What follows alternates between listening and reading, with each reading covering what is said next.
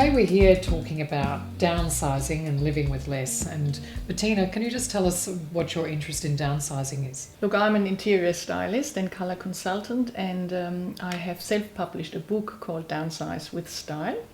It's connected to a website where people can download checklists and worksheets and work along a 5-step process. So Bettina, you introduced us to Tammy. Hi, welcome to my lovely flat. Thank you so much for having us here. This has been the most extraordinary makeover we've done here today. A really interesting story for everybody to see how downsizing from a big house, and how many bedrooms in the house? We had 3 bedrooms, 2 bath, double car garage and a huge shed and a huge garden in the suburbs. So it was quite a big difference from what we have today. And this apartment is what? It's 2 bedrooms, 2 bath with just a very small garage. Right. So space was of the essence, and we basically had to eliminate a lot of our life to move here. But in exchange, we got a beautiful lifestyle. So Bettina, in your experience then, when you wrote the book, what are the biggest issues that people face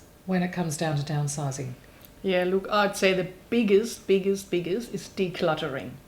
Most people have too much stuff and they accumulate so many things, and then they don't declutter regularly, and then when they come to that step, they kind of absolutely get stuck and they don't know how to start and they don't know where to get rid of things, and it's just too much. They're overwhelmed and then they procrastinate, and this is why so many people don't downsize early enough. But for you, Tammy, did you find that? Was it who was the brainchild of the whole downsizing project? Well, we both knew that we didn't want to be in that home forever. So I think I instigated the topic and the conversation to do something sooner rather than later, to be more connected to the activity and to live in a place that had more of a vibe and be, connected to the city, on a ferry or a bus or something. And how long did it actually take you to go through that decluttering process? Well, once we actually decided that we were going to put the house for sale, we probably took about a good 6 months and systematically went through every single room, particularly the large shed that we had a lot of boxes with a lot of paperwork stored.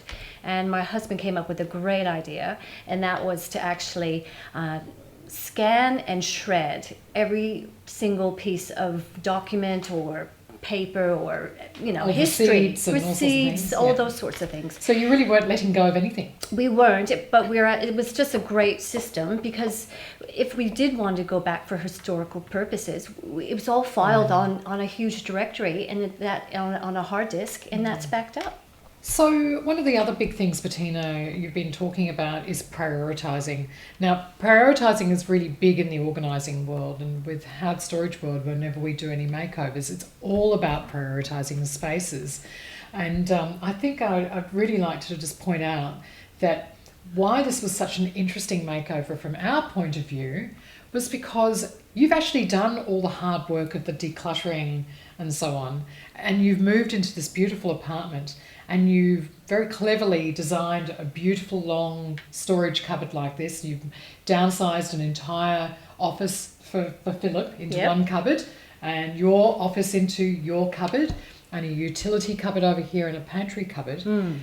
But there was still a little bit further to go, wasn't there? Certainly, because you always leave those little organizational tasks for the last, the very last. For us, actually, we moved and then we renovated straight away, and then we put in new cabinetry, and so we lived in our bedroom for 2 weeks. 3 weeks while this renovation was going on. We just wanted to chuck things in and shut the door and just enjoy our apartment. So we never had a chance to really reorganize everything. And so what do you think of what we've done here? Oh, it's fantastic. I mean, now I could see what's in my office. Yes. and Philip is just, it's just fantastic. We love it. Simple things like having repetition Now, as designers, both of Yes. you, repetition is the way you calm a space down, isn't it? That's right. And grouping and prioritising where things go, putting like things together in containers instantly creates one facing rather than having lots of little things lying around. I think the biggest example of that for me was in Philip's area when he had all those cords everywhere. He loves his wires. Love his wires. Yes. Well, Bless and him. curiously, we even had a basket that sort of looks like wires on the outside, our new Neo baskets. I love those. And yet it still looks masculine in there, and yours still looks nice and feminine. But probably one of the other big surprises for me was in your pantry cupboard and your utility cupboard by putting some pull-out drawers in place. Great idea. It instantly means that you're using the back part of your shelf, not just the front third. It's just getting around to reorganizing it. I mean, realistically, these things, but when you're busy and That's it. working from home, that's the last thing the last thing on the list, isn't it? That's right.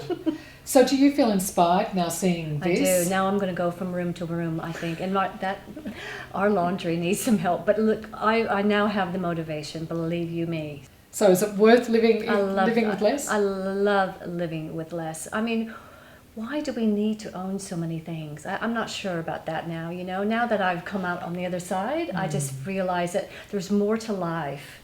We have the whole outdoors. We go cycling now. We take walks. We're not Constrained by the bound house. by all these things. So we're still pinching ourselves actually. So But you still have plenty of things here. I know. So it's just the smartest way to do things, I have to say. So it's living smarter. Living smarter and living with less, Yeah. for sure. So Tammy, if somebody was considering downsizing, would you say do it? I would say do it. Yes. In a heartbeat. Because the unknown and the adventure is just... Is that part of the fun of it? It's it makes you feel alive again. Knowing that you're going to be doing something that could potentially just change your life for the better. And I know sometimes people have that fear factor that comes into it, but we felt like it was just a huge adventure, like I said before, and we haven't looked back. Really haven't. So And so Bettina, from your point of view, was this the most wonderful case study of the benefits of downsizing? Yeah, it was. It was really. And I think one of the biggest things, or one of the most important things Tammy and Philip did, was making a decision at some point, because that's another big issue. People procrastinate, they don't make a decision, and then it gets harder and harder. And they said, now we're going to do it in a year, I know. or whatever that was. And then they went and all And of they a bought sudden their things- shredder and they Yeah, bought their scanner and exactly. they got to it. And yeah. things fall into place, and then you kind of work towards that. And I'm goal, yeah. just disappointed we didn't do it 10 years ago. Oh, But heavens. we're here today, and that's the most important thing. Yes. And now we wake up and we have walks on the beach, and we walk everywhere, and we just have this wonderful life. So I'm really, really happy. Well, I've got to say to you, you're an inspiration to us all. Thank you very much. Thank you, Kathy. Thanks, Bettina.